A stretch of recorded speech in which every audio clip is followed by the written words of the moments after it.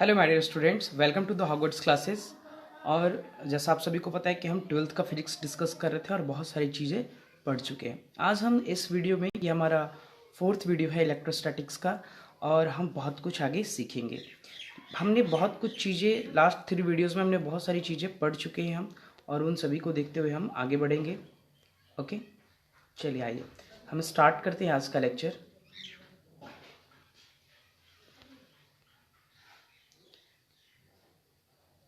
हमने last lecture में charge का डेफिनेशन देखा था कि charge is the property. Charge क्या है कि इंट्रिंसिक प्रॉपर्टीज है विथ मैटर, ओके, जिसका संबंध किससे होता है? मैटर से होता है। Due to it produce and experience electric and magnetic effect. यानी कहने का मतलब है कि चार्ज एक इंट्रिंसिक प्रॉपर्टीज है जो इलेक्ट्रिक और मैग्नेटिक फील्ड का अनुभव भी कराता है, और क्या करता है? ये प्रोड्यूस, यानी एक इफेक्ट को प्रोड्यूस भी करता है। ओके, तो ये हमारा चार्ज का डिफिनेशन हो गया। अब कुछ इंपॉर्टेंट पॉइंट्स चार्ज के बारे में हम डिस्कस कर लेते हैं कि जो हम इसमें एम्बर, एक जो मैटर के बारे में चर्चा कर रहे थे कि एम्बर क्या होता है। तो एम्बर एक यूनानी भाषा में इसे हम इलेक्ट्रॉन कहते हैं, एम्बर को। ओके, और जो इसको रेजनी पदार्थ भी बोलते हैं, जो बैलेटिक सागर के किनारे पाया जाता है। चार्ज को हम प्लस क्यू और माइनस क्यू से भी रिप्रेजेंट करते हैं। ठीक है, रिप्रेजेंटेशन ऑफ चार्ज अगर देख ले तो ये देखिए, आप समझे कि अगर कोई प्लस चार्ज है तो हम इसको अगर कैपिटल क्यू या फिर स्मॉल क्यू से डिनोट कर सकते हैं। ओके, और या तो हम अगर निगेटिव चार्ज है तो उसको माइनस क्यू और कैपिटल क्यू यानी स्मॉल या कैपिटल दोनों में लिख के हम डिनोट करते हैं चार्ज को। तो ये आप याद रखेंगे। इसके बाद है चार्ज का फॉर्मूला। तो चार्ज का फॉर्मूला कैसे आया है ये हम आपको बताते हैं। हमने 10th क्लासेस में पढ़ा है इलेक्ट्रिक करंट के बारे में, यानी विद्युत धारा के बारे में हम लोगों ने पढ़ा था। हमने क्या देखा था कि I बराबर, यानी इलेक्ट्रिक करंट बराबर क्या होता था? Q/T, यानी चार्ज बटा समय होता था। क्या ये हम लोगों ने पढ़ा है? तो यहाँ से हम Q को निकाल सकते हैं। अगर Q बराबर हमारा क्या हो जाएगा? Q बराबर देखते हैं तो Q बराबर क्या हो जाएगा? I into T. ठीक, ओके, तो ये हमारा फॉर्मूला यहाँ से डिराइव्ड हो गया कि चार्ज बराबर क्या होता है? Electric current into time. ठीक है, टाइम होता है। ओके, तो दोनों का अगर हम ये देखें, यहाँ पर मैंने लिखा है, अब इसको देखेंगे, चार्ज बराबर आई इंटू टी होगा। ये टी का पावर 1 यहाँ पर मिस्टेक से लिखा जा चुका है, इसको आप ये कर लेंगे। चार्ज बराबर होता है आई इंटू टी। ये चीज़ें फार्मूला हो गया हमारा, डिराइव्ड हो गया। ठीक है, इसके बाद करते हैं हम आवेश का एसआई मात्रक क्या होता है। आवेश का एसआई मात्रक होता है कूलम। ठीक है, यानी एम्पियर इंटू सेकेंड बन जाता है कूलम। कूलम एक साइंटिस्ट का नाम है। ठीक है ना, आगे हम इसके बारे में पढ़ेंगे। इसने चार्ज के बारे में बहुत सारी इंपॉर्टेंट प्रॉपर्टीज भी दी हुई है, जिसको कूलम्स लॉ के नाम से जानते हैं, तो उसको भी देखेंगे हम। अब देखते हैं हम चार्ज का सीजीएस यूनिट सिस्टम क्या होता है। उसको हम स्टैट्स कूलम बोलते हैं, ESU। ओके, और इसका विमीय सूत्र होता है AT। ठीक है, विमीय सूत्र क्या होता है? AT। आवेश का विद्युत चुंबकीय मात्रक होता है EMU, यानी एब कूलम भी इसको हम कहते हैं। और एक कूलम का जो वैल्यू होता है ESU में 3 × 10⁹ ESU के बराबर होता है। ये वैल्यू है। इन डाटा को आप याद कर लेंगे, क्योंकि हम जब न्यूमेरिकल्स करेंगे तो इस डाटा को यूज़ करेंगे, तो आप इस चीज़ को यूज़ कर लेंगे। उसके बाद चार्ज की बात करते हैं कि चार्ज एक स्केलर क्वांटिटी, यानी चार्ज में डायरेक्शन नहीं होता है। देखिए, जब अगर हम बात करते हैं कि कोई बॉडी चार्ज्ड है, तो सिर्फ और ये चार्ज एक अदिश राशि है, यानी स्केलर क्वांटिटी है, वो डायरेक्शन को शो नहीं करता। बट जब हम उसकी इंटेंसिटी, उसकी फील्ड, और जब एक टेस्ट चार्ज को रख के हम चेक करते हैं, तो वहाँ पर वो क्या हो जाता है? वो हमारा वेक्टर क्वांटिटी होता है, नहीं वहाँ पर वो डायरेक्शन भी बताता है। तो ये चीज़ें ध्यान में रखेंगे कि चार्ज ऐसे जनरली देखें तो चार्ज क्या होता है? अदिश राशि है। तो ये हमारा कुछ इंपॉर्टेंट पॉइंट्स था रिगार्डिंग चार्ज को लेके। ये सभी छोटे छोटे पॉइंट्स थे जिनको हम लोगों ने अभी देखा है। ठीक है, अब एक आगे हम बहुत ही इंपॉर्टेंट पॉइंट डिस्कस करेंगे, वो है how to identify a charge body object. ठीक है ना, या तो हम चार्ज बॉडी को कैसे आइडेंटिफाई करते हैं कि उसका नेचर कैसा है, कि वो पॉजिटिव है या फिर निगेटिव है। या अगर हम ये कहें कि अगर दो बॉडी को हम रब्ड करते हैं, ठीक है, मैं आपको दिखाता हूँ कि A और B को हमने रब्ड किया, A और B बॉडी को रब्ड किया, हमने देखा था कि फ्रिक्शन से कैसे चार्ज उत्पन्न हो रहा था। ठीक है, तो अगर A बॉडी को रब्ड किया तो अगर A पर प्लस आया तो B पर माइनस आया, लेकिन ये हम कैसे आइडेंटिफाई करेंगे कि किस पर प्लस है किस पर माइनस है? अगर दो बॉडी को हम रब्ड करते हैं तो यहाँ तो मैंने बता दिया कि ये प्लस है ये माइनस है, लेकिन अगर मैं ना बताऊँ तो हम कैसे आइडेंटिफाई करेंगे? सपोज मैंने बोला कि ए एक बॉडी है बी एक बॉडी है, दोनों को मैंने रब्ड किया तो दोनों पर चार्ज है। आप किस पर कौन सा चार्ज है ये कैसे पता करेंगे? तो इसका पता हम करते हैं, वो एक्सपेरिमेंट है और वो जो मेथड है उसको बोलते हैं हम गोल्डलिफ इलेक्ट्रोस्कोपिक मेथड या गोल्डलिफ इलेक्ट्रोस्कोप मेथड, और इंस्ट्रूमेंट भी बोलते हैं, यानी वो जो इंस्ट्रूमेंट है उसका भी नाम हम बोलते हैं गोल्डलिफ इलेक्ट्रोस्कोपिक इंस्ट्रूमेंट। ठीक है, तो इसको हम थोड़ा देखते हैं, इसके मैकेनिज्म को समझते हैं। ये देखिए ये डायग्राम है हमारा जो बहुत ही इंपॉर्टेंट है, थोड़ा सा समझेंगे इसको। कि मैंने देखा यहाँ पर कि एक हमने ग्लास का बॉटल है जो चारों तरफ से पैक्ड है, और उसके ऊपर से हम क्या करते हैं एक कंडक्टिंग रॉड, कंडक्टिंग कहने का मतलब होता है विद्युत का सुचालक, जो येलो कलर का दिख रहा है मुझे, ये हमने रॉड लगाया। इसके ऊपर वाले कॉर्नर पे हमने क्या किया कि एक ब्रास डिस्क, लेकिन वो भी क्या है कंडक्टिंग है, याद रखेंगे, और नीचे हम क्या किए गोल्ड लिप्स यानी सोने की दो पतली पत्तियां यहाँ पर लगा दिया। फिर अर्थ करते हैं यहाँ पर, ठीक है, मेटल फॉइल है यहाँ पर लगा हुआ। ये कुछ बेसिक डिस्क्रिप्शन है इसके बारे में। अब हम देखते हैं कि आखिर कैसे हम आइडेंटिफाई करते हैं, ये कैसे वर्क करता है इंस्ट्रूमेंट। आइए देखते हैं। मैंने आपको बताया कि ए एक बॉडी है और बी एक बॉडी है, ठीक है। तो हम दोनों को रब्ड किए, दोनों को रब्ड किए। मैंने बोला कि अगर ए पर पॉजिटिव चार्ज है, ए पर पॉजिटिव चार्ज है या वॉट एवर बी पर निगेटिव चार्ज है, या ये हम आइडेंटिफाई नहीं किए हुए हैं, तो हम जब ए बॉडी को जैसे इस डिस्क के पास लेकर आएंगे, अगर ये सेम चार्ज होगा तो यहाँ पर क्या होगा कि फैलाव रिपल्सन फोर्स के कारण क्या होगा, बहुत ज़्यादा होगा। ठीक है, तो हम समझ जाएंगे कि जो चार्ज का नेचर है वो क्या है, सेम है। ठीक है ना, ये जो हमारा डिस्क है वो बताएगा कि क्या है, चार्ज का जो नेचर क्या सेम है। तो यहाँ पर जो रिपल्सन फोर्स आ गया, यानी दोनों जो पत्तियां हैं उनको उनके बीच का जो फैलाव है वो क्या हो जाएगा, बढ़ जाएगा, ये ऊपर की तरफ एक दूसरे से दूर निकल जाएंगे। ठीक है, और अगर अपोजिट नेचर का चार्ज होगा, सपोज करें कि हम बी को यहाँ लेकर आते हैं, तो फिर वहाँ देखेंगे कि क्या होगा, इनके बीच थोड़ा सा फ्लैक्चुएशन होगा, थोड़ा सा हटेंगे बट वहीं रहेंगे। ठीक है ना, वो कुछ दूरी पर ही रहेंगे वहाँ पर, लेकिन उसमें रिपल्सन फोर्स नहीं होगा, वो अट्रैक्ट नहीं करेंगे, वैसे ही वहीं पर रहेंगे। तो हमें पता चल जाता है कि चार्ज का जो है वो क्या है, अपोजिट नेचर का है। दूसरी चीज़ कि अगर मैंने ये तो बताया रब्ड करने के बाद, अगर मैं बोला कि कोई एक बॉडी है, जैसी एक बॉडी, और मुझे ये नहीं पता है कि इस पर पॉजिटिव चार्ज है या निगेटिव चार्ज है, इसके नेचर को कैसे हम ये बताएंगे। ठीक है, तो अगर ये चार्ज बॉडी होगा तो जैसे हम इस डिस्क से इससे संपर्क कराएंगे तो चार्ज होते हुए ग्लास रॉड, ये जो है ग्लास रॉड कह रहे हैं, जो कंडक्टिंग रॉड है, सॉरी कंडक्टिंग रॉड, यहाँ से होते हुए कहाँ आएगा, गोल्ड लीफ की पत्तियों तक पहुँचेगा। और इस चार्ज की इंटेंसिटी कितनी है, या वो चार्ज अगर जिस नेचर का है तो उसकी इंटेंसिटी कैसी है, ये पता करने के लिए हम देखेंगे कि जितना ज़्यादा जो गोल्ड लीफ की जो पत्तियां हैं उनमें जितना ज़्यादा अगर मूवमेंट होता है, यानी कहने का मतलब वो दूर हटती हैं, प्रतिकर्षण होता है, तो हम समझ जाएंगे कि वो क्या है, उसमें इंटेंसिटी उस जो भी चार्ज का नेचर होगा, चाहे वो पॉजिटिव हो निगेटिव हो, वो क्या है, बहुत ज़्यादा है। और अगर फैलाव कम होगा, दोनों के बीच का जो फैलाव है यहाँ पर वो कम होगा, दोनों पत्तियों के बीच का फैलाव, तो हम समझ जाएंगे कि क्या है, वहाँ पर जो चार्ज है वो क्या है, हमारा चार्ज की इंटेंसिटी क्या है, कम है। तो ये एक बेसिक सा प्रॉपर्टीज़ है जिसके थ्रू हम समझ पाते हैं कि किसी भी बॉडी पर चार्ज क्या है, या दो बॉडी को हम रब्ड कर रहे हैं तो किसका नेचर कैसा है, ये चीज़ें हम समझ पाते हैं। तो ये है इलेक्ट्रोस्कोपिक मेथड। हालांकि मैंने उसका पूरा डिटेल्स डिस्क्रिप्शन यहाँ पर किया हुआ है, ठीक है, उस इंस्ट्रूमेंट के भी बारे में बताया है मैंने, और फिर वो जो दो चीज़ें मैंने आपको बताई कि किसी डायरेक्ट ऑब्जेक्ट को हम चेक करें अगर वो चार्ज बॉडी है कोई, और फिर जब दो बॉडी को चार्ज करते तो दोनों पर किस तरह का चार्ज है वो कैसे पता करते, ये सारी चीज़ें मैंने इलेक्ट्रोस्कोपिक मेथड को पूरा डिटेल्स में डिस्क्राइब करके यहाँ पर लिखा हुआ है। आप इसको पढ़ेंगे और नोट करेंगे और समझेंगे। अब हम बात करते हैं कुछ चार्ज की प्रॉपर्टीज़ के बारे में। Okay, basic properties of charge.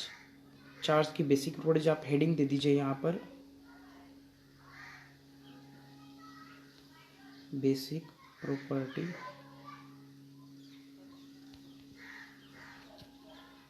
Of charge, यानी चार्ज के मूलभूत जो गुण हैं उसको हम समझेंगे।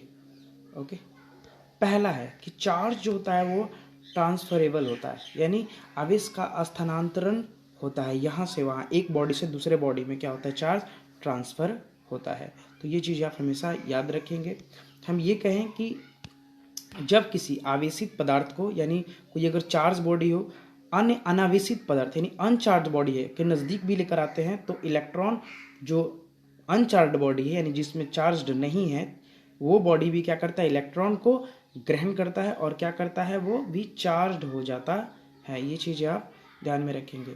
आगे देखते हैं कि चार्ज जो होता है, जैसे मैंने बताया कि चार्ज जो होता है वो क्या होता है, स्केलर क्वांटिटी होता है, यानी चार्ज का जो एक हम अगर एडिशन देखें, अगर कोई बॉडी है, कोई एक सिस्टम है, ठीक है, और उस पर बहुत सारे चार्ज है, तो अगर हम टोटल चार्ज देखें तो उनका क्या करते हैं हम, अलजेब्रिक सम, ठीक है ना, अलजेब्रिक सम निकालते हैं, वो हमारा क्या हो जाएगा, टोटल चार्ज होगा। जैसे यहाँ पर देख सकते हैं मैंने लिखा हुआ है कि एग्जाम्पल में भी Q1 minus Q2 plus Q3 minus Q4, ऐसे बहुत सारे चार्जेस हैं। तो अगर मुझे टोटल चार्ज निकालना होगा, टोटल चार्ज, तो यहाँ पर मैंने देखा हेडिंग में अंडरलाइन किया हुआ है रेड से, टोटल चार्ज सबको क्या करेंगे हम ऐड कर देंगे, क्योंकि ये अलजेब्रिक सम है, यू नो वेरी वेल, क्योंकि जो है ये एक हमारा स्केलर क्वांटिटी, और स्केलर क्वांटिटी को हम अलजेब्रिक मेथड से ही कभी भी एडिशन करके निकालते हैं। तो ये हमारा सिस्टम है, ठीक है, इसको समझते हैं थोड़ा बहुत कि एडिटिविटी ऑफ इलेक्ट्रिक चार्ज क्या होता है। किसी निकाय सिस्टम का कुल आवेश उसके विभिन्न अवयवी कणों पर उपस्थित वैद्युत आवेशों के बीजगणितीय योग के बराबर होता है। वही जो चीज़ें मैंने बताई उसको वही लिखा हुआ है कि अगर जितने भी उस पर हमारे कण होंगे, उस पर जो भी चार्ज होगा, जितने भी अलग अलग तरह के चार्ज होंगे, सबका क्या होगा, बीजगणितीय योग के बराबर होगा, यानी टोटल चार्ज होगा। चलिए, अब है चार्ज जो होता है वो कंजर्वेटिव होता है, यानी आवेश का संरक्षण सिद्धांत क्या है, ये बहुत ही इंपॉर्टेंट है। जिस तरह एनर्जी का कंजर्वेशन होता है उस तरह चार्ज का भी होता है। आवेश को ना तो उत्पन्न किया जा सकता है ना ही नष्ट किया जा सकता है, इसी को हम क्या कहते हैं, आवेश का संरक्षण सिद्धांत, यानी कंजर्वेशन ऑफ चार्ज भी कहते हैं। ये रूल बहुत इंपॉर्टेंट है, और हालांकि ये बताता है ना कि बॉडी पर अगर कोई चार्ज आता है, अगर हम रब्ड करते हैं किसी बॉडी को और चार्ज जो आता है, तो चार्ज क्या होता है, हमेशा एक साथ आता है, दोनों पॉजिटिव और नेगेटिव, और दोनों पर हम जब टोटल चार्ज निकालेंगे तो फिर क्या हो जाएगा, शून्य हो जाएगा। हम समझते हैं इन चीज़ों के एग्जाम्पल्स के थ्रू। घर्षण के द्वारा वस्तु को आवेशित करने पर दो वस्तुओं पर एक साथ ठीक बराबर किंतु विपरीत आवेश उत्पन्न होते हैं। यानी कहने का मतलब है कि मैंने आपको दिखाता हूं, मैं थोड़ा, मुझे छोटा करने दीजिए। ए एक बॉडी है, बी एक बॉडी है, मैंने दोनों को रब्ड किया, ठीक है, तो ए पर अगर पॉजिटिव चार्ज आया +2 आया तो बी पर क्या आएगा, -2। ये दोनों एक साथ उत्पन्न होते हैं, यानी फ्रिक्शन जब भी करते हैं और चार्ज जो उत्पन्न होता है फ्रिक्शन के बाद दो बॉडी में, तो एक पे जितना प्लस होगा यानी पॉजिटिव चार्ज होगा, दूसरे पर उतना ही क्या होगा, नेगेटिव चार्ज होगा, यानी दोनों एक साथ आते हैं किसी भी बॉडी पे। ओके, तो पहले भी अगर देखें तो आवेश क्या था, अगर हम रब्ड नहीं किए हुए तो ए पर और बी क्या है, दोनों न्यूट्रल है, यू नो, यानी यहाँ पर चार्ज क्या है, 0 है। और जब हम इन दोनों पर चार्ज आ गया, उत्पन्न हो गया, और इसका जब हम अलजेब्रिक सम करते हैं, टोटल चार्ज निकालते हैं, तो भी क्या होगा, शून्य होगा, क्योंकि +2 -2 कैंसिल हो जाएगा, क्या हो जाएगा, 0। यानी ये चीज़ें आप याद रखेंगे कि चार्ज को ना तो उत्पन्न किया जा सकता है ना ही नष्ट किया जा सकता है, यानी charge neither be created nor destroyed, ये चीज़ आप याद रखेंगे।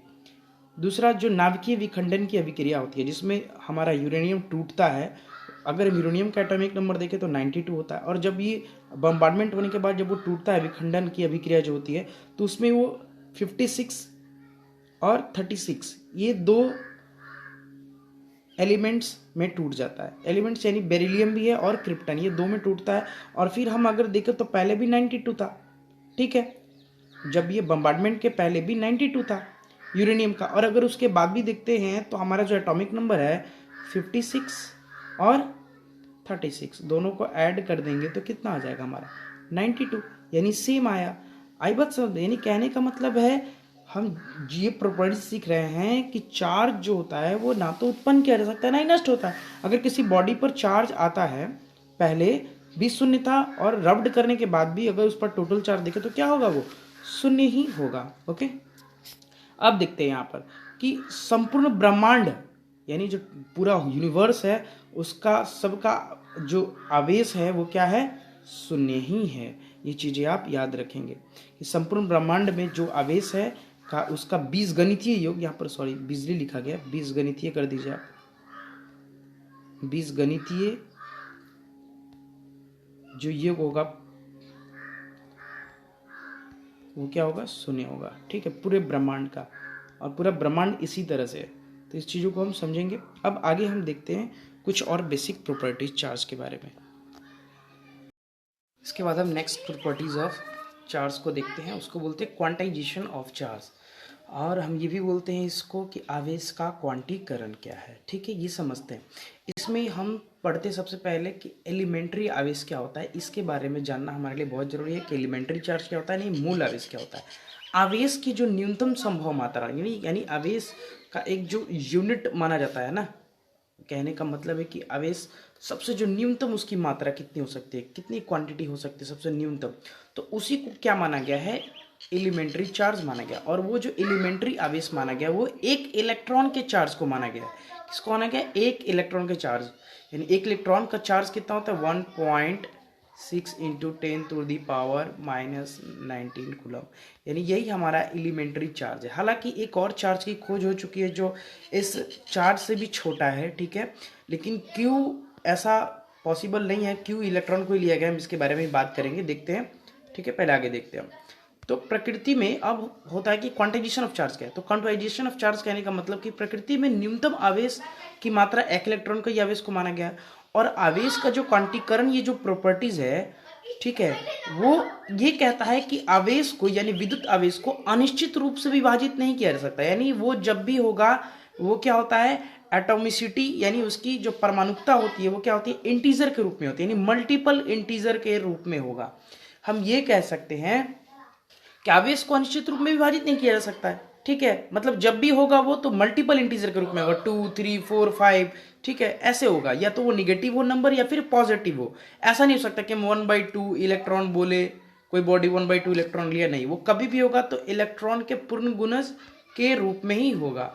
और ये जो प्रॉपर्टीज है क्वांटाइजेशन ऑफ चार्ज, इसको हम एटोमिसिटी ऑफ चार्ज भी कहते हैं। ठीक है, ये बेसिक सा पॉइंट्स है मूल आवेश के बारे में जो हमारा है उसको समझेंगे। आगे देखते हैं।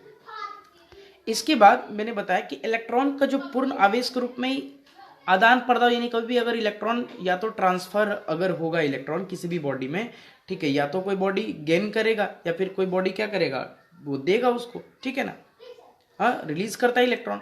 तो वो दो ही कंडीशन हो सकते हैं, वो क्या होंगे कि पूरा का पूरा पॉजिटिव इंटीजर होगा वो।